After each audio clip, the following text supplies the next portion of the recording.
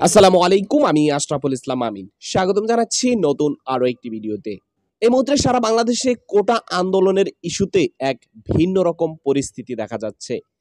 এই যে কোটা আন্দোলনের ইস্যুটা, এটা কিন্তু 100% যৌক্তিক একটা বিষয়। দেখেন, আপনি নিজের অবস্থান থেকে যদি চিন্তা করেন, তাহলে আপনার বুঝটা হয়তোবা আপনিই পেয়ে যাবেন।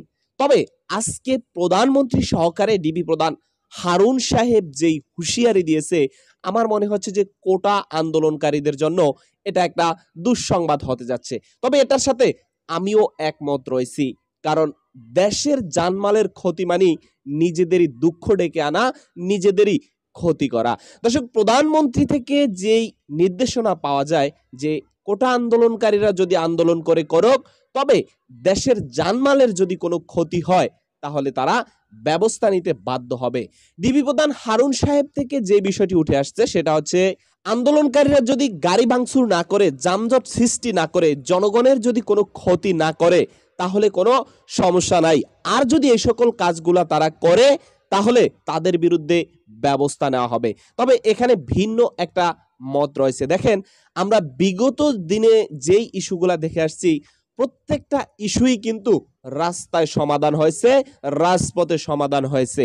তবে আরো একটা বিষয় দেখেন, এটা হচ্ছে কোঠা আন্দোলনকারীদের উদ্দেশ্যে বলতে হয় যে, ভাই তোমরা যা কিছুই করো, হয়তোবা জনগণের ক্ষতিটা না করলে সব থেকে উত্তম হয়। এই যে রাস্তায় যে যানজট সৃষ্টি হয়, এজন্য কিন্তু একজনের চাকরির ক্ষতি হয়, কারো অফিস মিচিং হয়, আরো বিস্তারিত জনগণের ভোগান্তি, আরো অনেক কিছু। হয়তো তোমরা এক পাশে যদি আন্দোলন করো, এক্ষেত্রে হয়তো বা কারোই কোনো সমস্যা হওয়ার সম্ভাবনা নাই। তো সম্মানিত ভাইরা, এ হচ্ছে টোটাল বিষয়। এখন দেখা যাক এই নির্দেশনাগুলা মেনেই যদি আন্দোলনকারীরা আন্দোলন করে, তাহলে মনে হচ্ছে যে কোনো ক্ষয়ক্ষতি হবে না।